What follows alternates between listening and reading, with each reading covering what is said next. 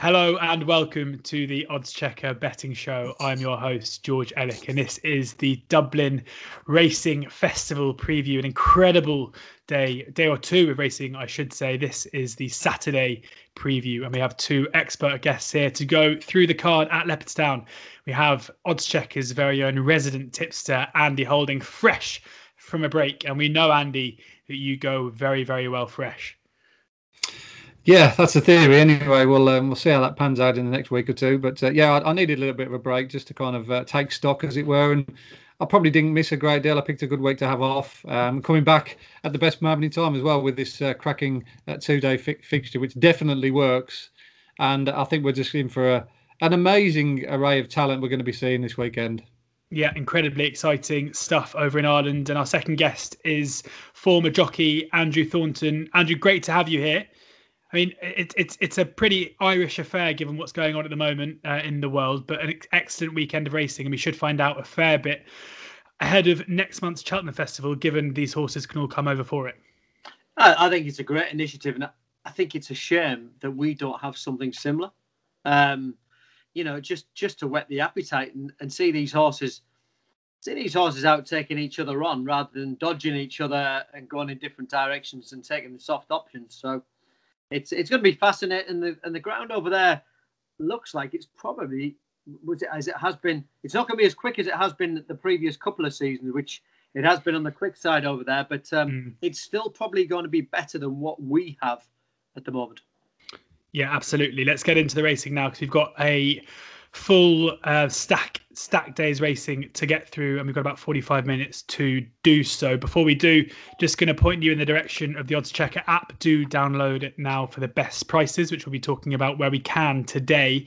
The best bookie offers, place terms, and the best tipsters in the business, including the man on the line with me now, Andy Holding.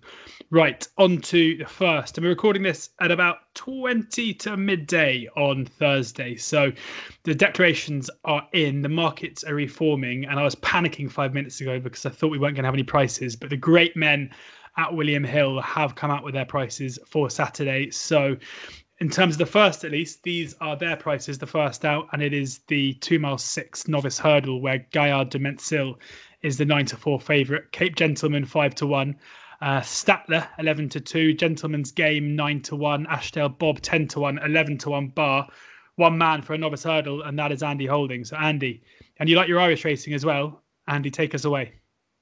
I mean, this is a great start, straight into a Grade 1, and we've got proper Grade 1 horses entered up for this race, in the sense that some of them are likely to be at the very, very highest level further down the line. They're not Grade 1 horses yet, but their numbers certainly suggest that they're bubbling under the surface. And my starting point is Gaillard de Mentzil, my horse who I've tipped for the Ballymore this season, off the back of his startlingly good win at Leopardstown over the course at the Christmas period. I thought he was impressive at the time, and it's only when I've gone back and actually crunched his numbers and done some split screen comparisons to the rest of the horses that are on that card that has led me to believe that this horse could be absolutely anything, because comparing him what he did with Flooring Porter on that same card, he was absolutely light years ahead of that grade 1 3 mile race, to the point where they literally were going over the winning line, or Gaillard de Mentzil was going over the winning line when Flooring Porter was coming to the last.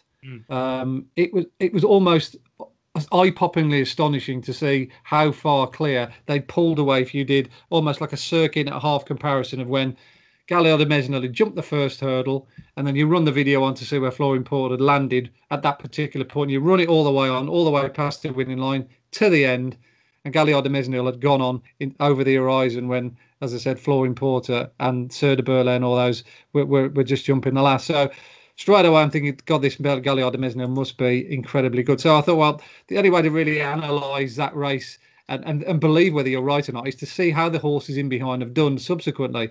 The second horse, Mr. Incredible from the Henry Bromhead stable, beat a horse called Gardens of Antrim the other day at Navan. So that ticked the box.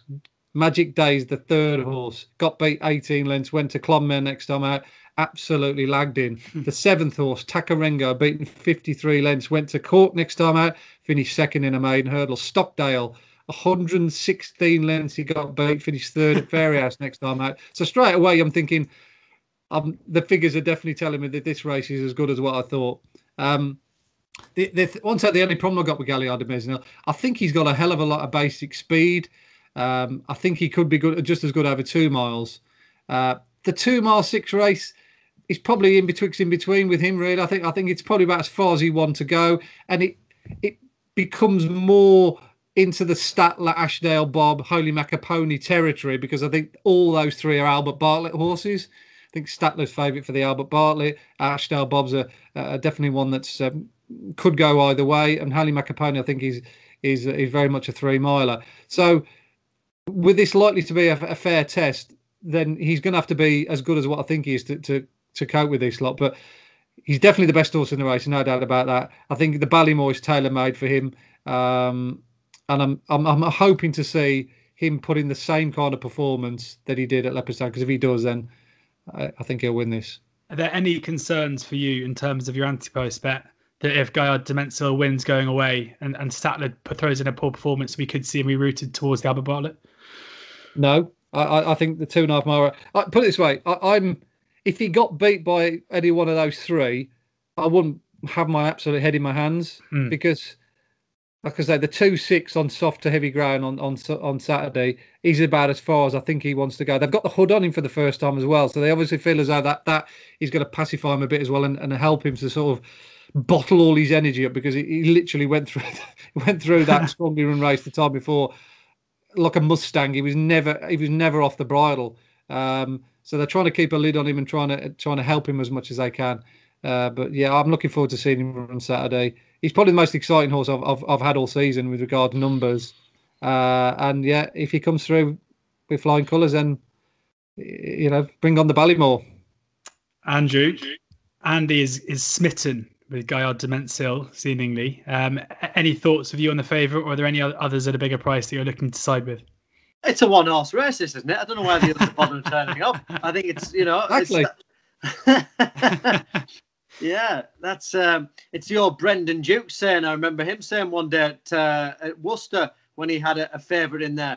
I don't know why there is 15 other runners. I'm surprised they're not all non-runners. So he might come into that category. As far as it being a test, the Irish racing isn't that much of a test, is it? They wind it up early. They don't wind it up till turning in. So from a stamina point of view, the Ballymore, as Andy alludes to, the Ballymore's 2 miles 5. So we're only talking literally an extra furlong this race. And the way it'll be run, they'll just lob out the gate and it'll be quietly away, and that speed will come into it later on. I think Andy just needs them to go hard enough early doors for this horse to switch off as much as anything. Each way play to nothing for me in here. Cape Gentleman. He's an Irish Cesarewitch winner who won pretty much as he liked. He's a 100 rated flat horse now. He's only had the 1 run over hurdles, which, you've always got to have a slight worry about, but he does have that. He has that flat experience, which if you're a natural hurdler, and to me, he jumped very well at Punchestown on his debut. He travelled very strongly through the race. The substance to the form, you can argue against the form not being as strong as the favourite in here, but I just feel that he's got that untapped potential in there. Is lightly raced on the flat, hasn't had that many opportunities. He could likely be rated up in the 110s the way he's progressing on the flat. So from that perspective, in a race of this nature where the ground's going to be very fresh, he handles a bit of juice in the ground. For me, he was the one that I'd be if I was the favourite. Willie Mullins, he holds the nap hand, and Emmett, who literally trains next door, is probably the one who's going to put it up to Willie in this race. It's a fascinating contest. Mouse Morris has got a gentleman's game. I think he could be interesting from the Albert Bartlett perspective. with Robbie Power on board. He demolished his field last time up. His point-to-point form, very difficult to equate. Nicky Henderson bought the second horse. This horse was beaten in the point-to-point. That horse hasn't run yet. Balco Coastal. It was down to run at Ludlow, but it was pulled out, didn't run, and hasn't run since. So very difficult to equate the point-to-point form. But he looks more like an Albert Bartlett proposition. But I'd be going Cape Gentleman to possibly upset Andy Holdings, Ballymore Properties, anti-post Galliard de Mesnil. 5-1. Cape Gentleman is with William Hill. Andy, before we move on, just got another couple of questions to ask you. I'm going to take my lead from the journalists in the Prime Minister's briefings and ask you two questions at once. First, starting with Hurley Macapony, a horse that you had a lot of time for before the last run, which looked too bad to be true. Can we anticipate maybe a bounce back here? And Andrew just mentioned Gentleman's Game there. I mean, you look purely at the winning distance of that run, and it's incredibly impressive. 21 lengths and so on. How does the time stack up for you compared to just the visuals of that day? We'll get on to your first question. I mean, Hurley Macapony clocked an incredibly good time, as I alluded to when we did the season preview, didn't we, early on this year? I think it was in October and November. And I was devastated when he got beat last time at Navan. And I've read Henry de Brome's report afterwards. He couldn't explain it. He still can't explain it 2 months on. Because he's been re-interviewed again from the weekend of this week, and he's got all his horses for the weekend and what he's going to run and comments about them. So he's still nonplussed by that run. But I mean, Hurley Macapony did beat Galliard de Mesnil that day. So he's obviously very good, because look what Galliard's done subsequently. So he's one not to write off, and he's a big price for the Albert Bartlett, and I do think he's very much in that category. Along with Ashdale Bob, he's the other one. I mean, Andrew's mentioned Cape Gentleman, but I do think Ashdale Bob is a live one for the Albert Bartlett. Everything about him is stamina laden. You look at his victory the time before when he won at Navan. He was very strong in the latter stages that day. And luckily, he fell early on in the Lullers of Naas, the race that Bob Ollinger went on to win last night. So we didn't get another chance to have a look at him. But I presume this is very much a stepping stone towards the Albert Bartlett for him. Andrew's right with Cape Gentleman. The form, the substance of that race that he won at Punchestown is just absolutely bobbins. There's not the horses that finish second and third aren't the kind of level that the other horses have been running against, proper genuine Grade 1 horses. So he's going to have to improve. Not that he can't, but he's going to have to improve markedly to figure on Saturday. But it's a fascinating race, a great starting point. I mean, we're straight into the action here with loads and loads of clues. We'll know more about the Ballymore, we'll know more about the Albert Bartlett within 5 minutes of this race being run. So I'm looking forward to this race for starters. And it doesn't get any worse with the next. I think most people who aren't so smitten with the novice hurdles would say it gets a bit better in the second, with the Dublin Chase. And Chacun pour Soi is, of course, the favourite, the Champion Chase favourite, 1-2 here. Currently best price 6-5 for the Champion Chase. That's also with William Hill. Min 9-2. The stablemate Notebook next up 13-2. Tornado Flyer 18-1. Sizing Potsy 22-1. 25-1. Fakir Dudaries 6 run here. Quarter the odds, 2 places. I know what I'll be playing, but Andrew, let's start with Chacun pour Soi at the top of the market. Can we find any reason to take Chacun pour Soi on? It's difficult, isn't it? I mean, obviously he beat Min last year, beat him in comprehensive fashion. You feel that Min's this is just a warm up for another crack at the Ryanair, which that's what it is. Chacun pour Soi, he's got the engine. I don't think he's got the following yet, because we don't see him enough. He hasn't yet got to the Cheltenham Festival, and he obviously is fragile. That's the thing with him. It can't be the easiest to train, but the way he's gone about his race, he's only been beaten once in his career over this side of away from France. Pretty much an inauspicious start in France when he first started, but he's progressed along the way. He loves Leopardstown. Like I say, we haven't seen him an awful lot, but he's just, the way you hear Paul Townend talking and Willie Mullins, he obviously does some exceptional work at home, because they just talk about him in the highest of regards. So he's very strong in the market. You know, Min just looked like you say. I think Shock and Passoir go through the race in second gear. Min will follow him through, and he's just not quick enough. You know, Min. Yeah. We know what Min is, don't we? You know, if Altior hadn't been around, how good would Min's form look? Incredible. You know, it looks pretty good even with him. Well, even with him. Well, that's right, exactly. But he kept on bumping into him, and they kept on having a crack. And I think they'd have probably stepped him up sooner. But that Willie has that many horses that you've got to juggle around, not just as far as the yard's concerned, but for the owners as well. So you've got to do the juggling act, and it looks straightforward. I've always been a big lover of Fakadaderi. And I just think he's just a 2.5 miler. But again, they're playing around with trips. He pulled up over 3 miles last time out. When Sam Crow fell there last year and he got the better of him, I thought, how good was he? Been ridden positively over 2.5 miles. I just can't wait to see him back at 2.5. But at this trip, he's just not quick enough. And I think you'll find that Shock and Passoir, it should be a formality. But trying to find something to follow him home, I just feel it's going to be Min just following him home. He just keeps on. His race is 2.5 for the Ryanair. Yeah, well, anybody not? Yeah, I mean, I certainly think my play, if I was to have a bet, would be the each way play with Min, kind of following Chacun home in case there is something wrong with the favourite. But again, Andy, it's very hard to put a finger on why Chacun Passoir won't finish home first here. Yeah, there's going to be a lot of short price bankers, isn't there? Over the weekend, Chacun Passoir, Honeysuckle, arguably, Monkfish, Appreciate It, and this one should really kick those thin backers off to a flyer, because this is very much his track, isn't it? We don't know whether he's a Cheltenham horse because he hasn't run there, which is the only doubt with regards to Queen Mother.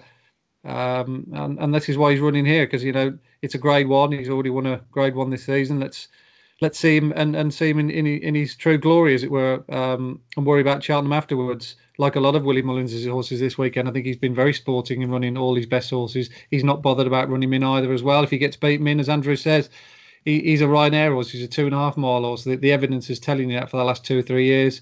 And he's a 10-year-old as well now, Min, so he's obviously not getting any quicker.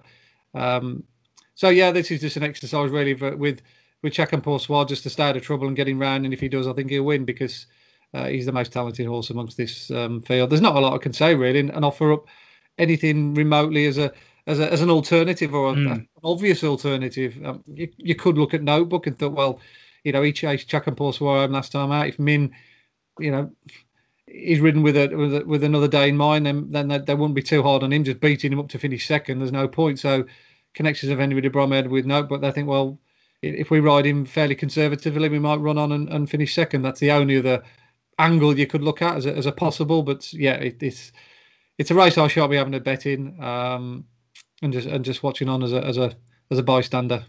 Yeah, it should be a great spectacle. You mentioned the short price favourites, and there's another one in the 210, the Irish Arkle, and it is Energumene is 8-11 favourite ahead of Unexpected. Captain Guinness 15-2, Franco de Port 9-1, Darva Star 10-1, Felix Stagey 11-1, 33-1, Embittered 40-1, Black Bow, I'm a Game Changer 125-1. And this is difficult for me to talk about because I managed to back Energumene, the favourite here, for the RSA about 2 months ago, and now we see that he is an absolute monster over 2 miles, and he is currently the one set to serve it up to Shishkin in the Arkle. Shishkin currently 8-11, and the Willie Mullins horse here 6-1.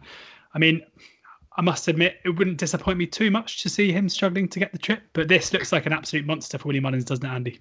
Yeah, he does. Yeah, he's the best Irish horse over this trip. Based on time figures anyway, purely. Visually, he's been very good, but they have been backed up by the speed figure as well. He's the only one who's got somewhere close to Shishkin. Shishkin's done, I think Shishkin's gone 78, 79, 78, 70, 78, and Energumen's run to a 76, I think, off the top of my head. So he's not far behind. So the market for the Arkle is very much in line with the time figures. Shiskin, by far and away the best, and Energumen the second best. But this is, away from the Arkle, this is about as hotly contested as it's likely to get.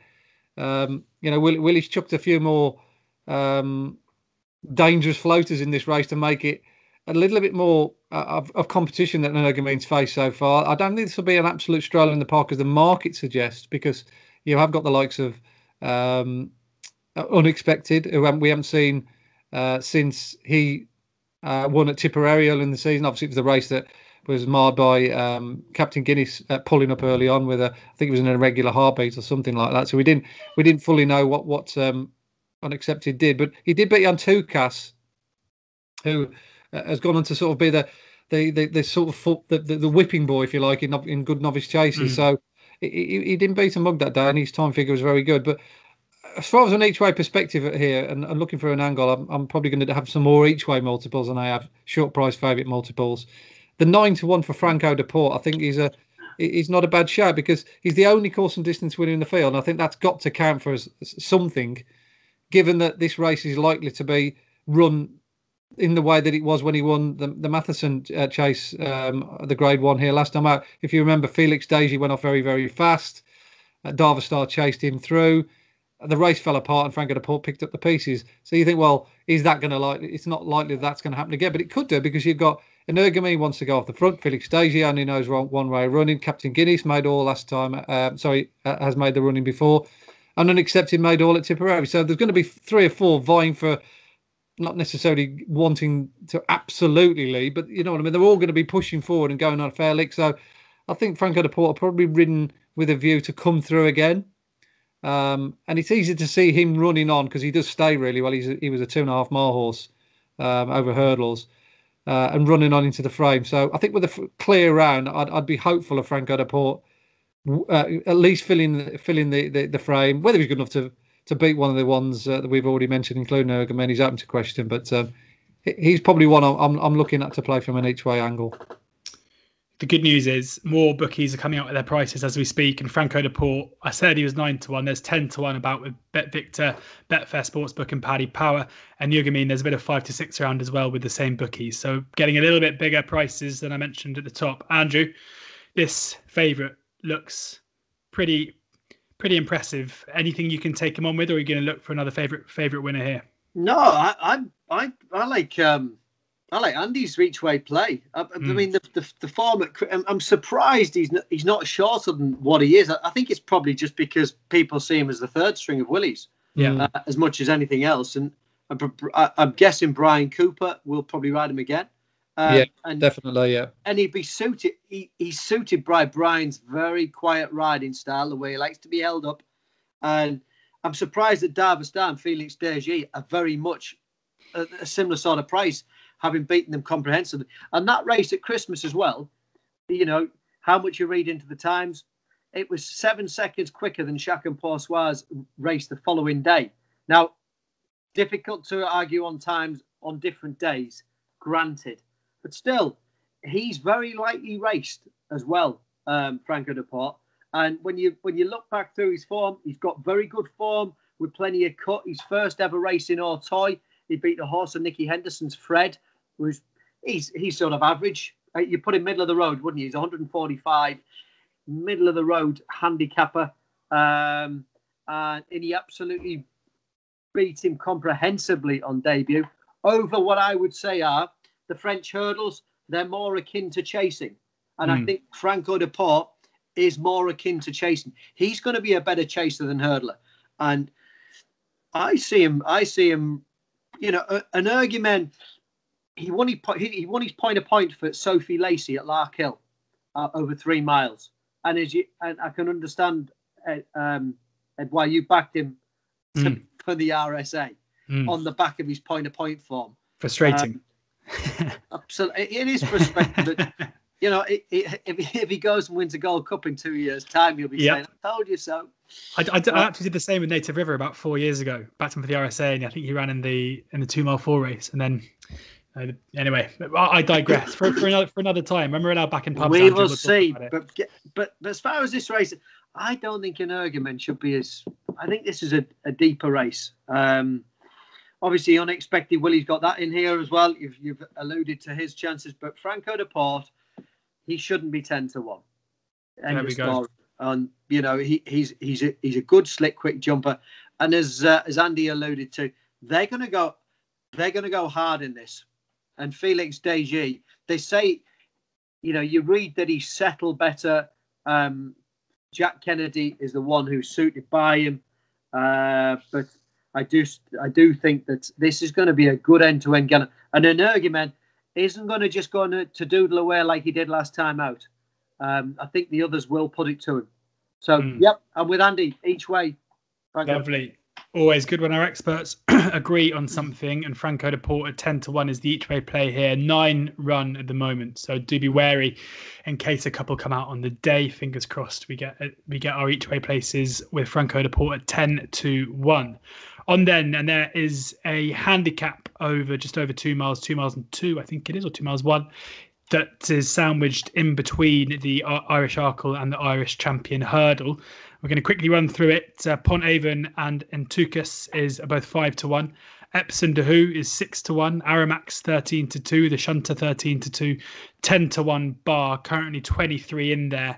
Andy, I'll hand this one straight over to you because I have absolutely nothing to add. Yeah, it's interesting for me that Entukas is having another go in one of these handicaps. He finished 4th last time out at Fairyhouse, and I think he was just a bit unlucky that day. He took his half the ball a couple of fences down the back when he was in a good position actually, and he stepped at one and he kind of like, I won't say lost his confidence, but he just put him out of kilter with the next. But on the whole, he's a very good jumper. You're only going to look at him previous to that. He chased down Unaccepted, Blackbow, and Sizing Potsy in some of the best novice chases run so far in Ireland, certainly based on the time figure. So he's used to running at a fast pace and jumping well at speed. So, like I say, it was just uncharacteristic that he took his half the ball for a couple of fences that day. But Mark Walsh very much looked after him with a view for prizes further down the line. He's actually my Grand Annual horse. I think the Grand Annual will really suit him. So obviously this is the next best. So yeah, I'll be looking for a positive run from him. I think he's very well handicapped up 138 based on those runs, as I mentioned. He's been running against 150, 160 horses. And you'd certainly have to include the Shunter into your sort of mindset. I mean, that Great Wood Hurdle was a very deep one this season. He beat lots of horses that we know and love, the likes of Tegarak, Ballyandy, Edwardstone. And I thought he did it really easily. And I think he's going to come to Cheltenham. I think they're still thinking Coral Cup or maybe County Hurdle, depending what the weather's doing. But he can operate over a fence as well. He was in deep the time before. So again, I think what Marco 132 probably underplays his quality. So those two lightly raced novices, the Shunter and Entukas, I think they can put it up to the older brigade. The Shunter best price 7-1 with Sporting Index, and then Entukas 11-2 with the same firm. Andrew, over to you. The Shunter, first run in a Simple handicap. As that. Yep. I think for a first run in a handicap, the form of Cheltenham is absolutely rocks. And he didn't just win; he bolted up, and he's had a couple of spins in novice chase form at the beginning. Won a beginner's chase. Placed in a decent novice, and you're looking for the horses that have got a few pounds to play with in these races, and he's got that unexposed look about him. And when he ran in his the 2.5 grade 3, he probably wasn't given the hardest time, shall we say? Yes. And then off the back of that, he's gone to Cheltenham for the handicap hurdle, and won it well. Emmett's learning quickly, and I think he's a very good trainer. And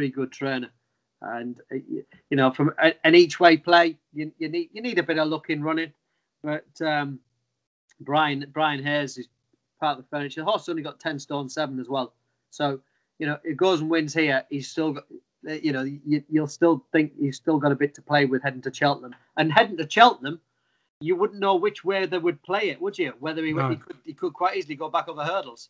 But they've always got that as an option. He hasn't got great wind as well. By the way, he made a noise at Cheltenham and still won. Really? He hasn't. Yeah, I know the owner quite well. Well, it wasn't eat-or. He didn't make that kind of noise because he didn't make eat-or. No, but I was surprised that he told me afterward. He said no, he made a noise in the Great One and still won. So just more to come, maybe. Whether that's been sorted out, though, I don't know whether they've just had tweaked around with his wind because he hasn't run for a thick end of 3 months. But am I right then, Andy? In Ireland, they don't have to mention it. I think so. Yeah. Well, we never hear anything, do we? No, we never hear anything. But they have rules and regulations that don't seem to comply with what we do over here.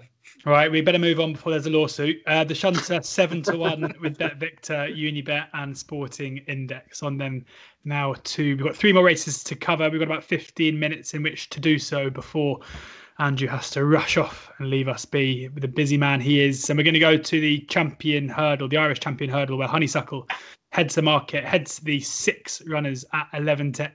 Sharjah is 9-4. St. Ra is 13-2. Abracadabra is 8-1. Saldia 12-1. Petit Mouchoir 20-1. Andrew, I'll come to you first here. Who do you think is the value at the current prices? Well, we've heard from Gordon Elliott that Abracadabra wasn't right over Christmas. And basically Sharjah's taken on the same horses, barring Honeysuckle, who didn't turn up on that occasion. My worry about Sharjah is this time of year has very good form in autumn running up to Christmas, but off the back of Christmas in the early part, the form isn't solid. And I think it's more, for me, Sharjah's more of a what I call spring, summer, autumn horse. I just don't see him as a winter horse, and I might be proved wrong, but his form at this time of year previously hasn't been as good as it has at other times, and that's what worries me. Honeysuckle, I'd be very much with AP McCoy. I love horses with ones next to their name, and she has that in abundance. They say that she's quicker and slicker. She's trying to back up in this race, which the only 2 horses to do so are Istabrack and Hurricane Fly.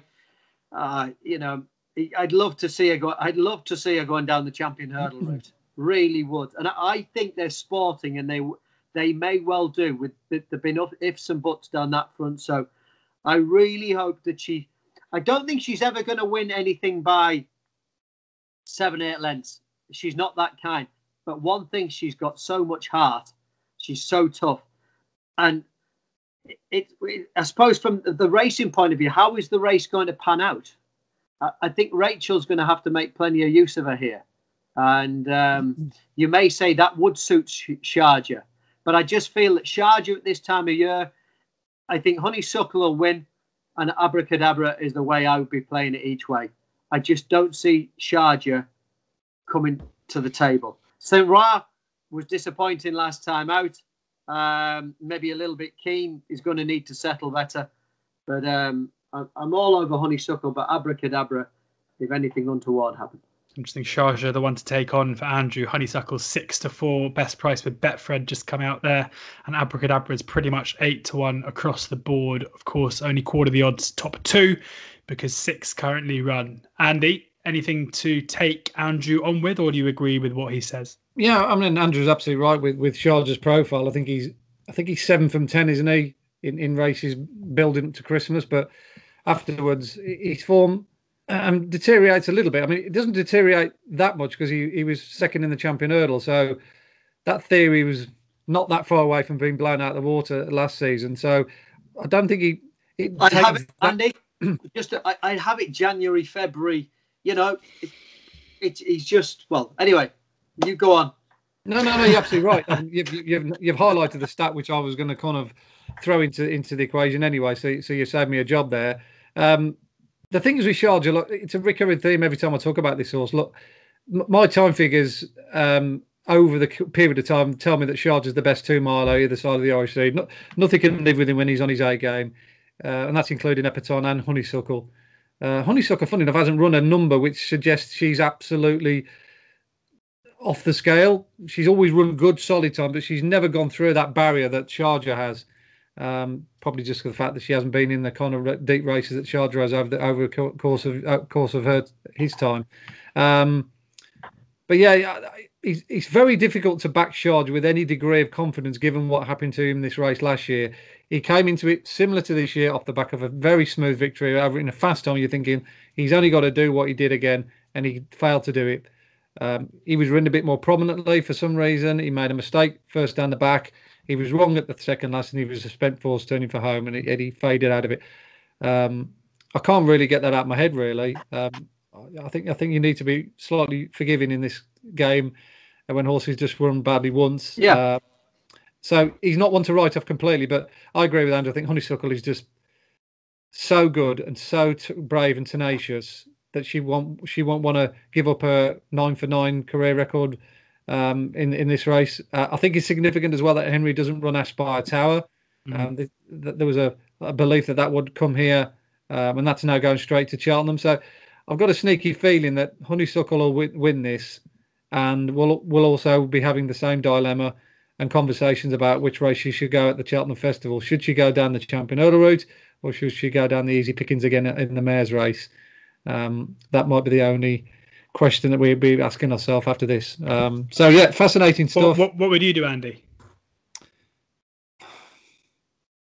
Well, the thing is, you've already won the Mares race the year before.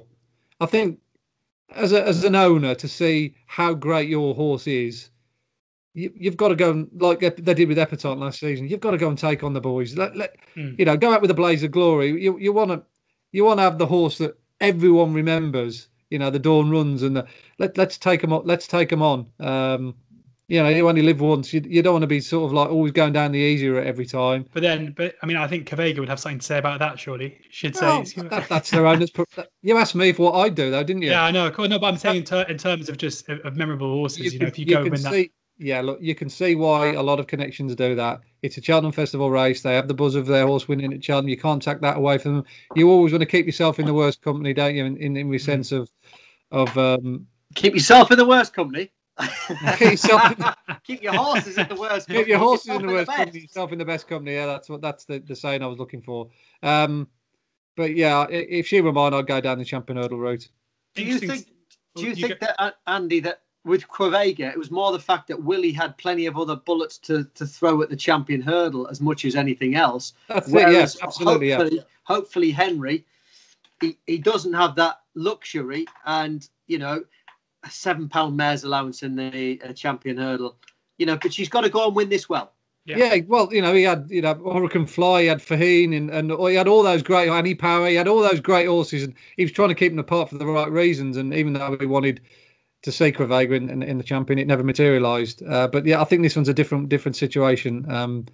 So hopefully they'll have a crack. But it's a fascinating race. We'll get to know a little bit more about Abracadabra. I don't think he's a total write-off yet. No. I think Gordon's horses will be a lot more straighter this time than they were over the Christmas period. So yeah, it's going to be a great watch as well, this race. Interestingly, a few firms have started to go non-run and no bet for Cheltenham, and so therefore Honeysuckle effectively should be priced up as if she runs in that race, because that's the way you get your money back if she's a non-runner. Mm-hmm.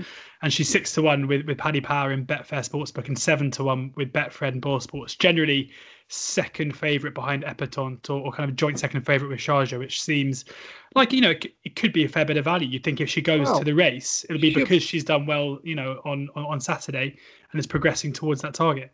Well, if you look at it just from a pure numbers perspective, if Sharjah at the moment is second favourite at 8-1, and she beats him on Saturday, and you've backed her before a non-runner no bet, you're in a win-win situation, aren't you? Yeah. She's got to be 7-2 if she wins this race, all in. Yeah, agreed. So, yeah, you think if she lines up for the Champion Hurdle, she won't be 7-1. And that's how she be priced. No chance in this world. She could actually be vying for favouritism, bizarrely. Because she would have, if she does win, she's taken Saint Roy out of the equation. She's probably taken Abracadabra to a certain degree, Sharjah, although, like I say, I'm willing to accept that Sharjah sometimes doesn't always go back to back. He's a bit of an oxo horse. So it does, like I say, it does give you a great deal of flexibility, doesn't it? Taking that 7-1 non-runner no bet. Yeah, absolutely. Right then, on to the last two races of the day. The quality might dip, but fingers crossed we'll still find a couple of bets. If I know Andy, he'll have a couple ready for us.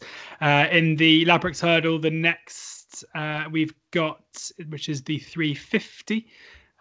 Which is just over 2 miles. Advanced Virgo is the 15-2 favourite with William Hill. Ciel de Neige 10-1. Esquilane and Drop the Anchor, same price, 10-1. The Moy Glass Flyer is 11-1. He's a hardy bloke. Not he's hardly a bloke. That'll be a bit harsh. 12-1. Blue Sari, Build Me Up Buttercup, and Front View all 14-1, 16-1 bar. Currently 25 in there. Sky Bet goes 7 places. I think this is one to wait until the day of the race to get your best place terms, unless either of you two have spotted one you think maybe has been targeted towards us and could be shorter on the day. Often the kind of race where we'd see that. Andy? Yeah, there's a couple in here. One old, one new, as it were, that very much catch the eye down the foot of the weights. The new one is Drop the Anchor.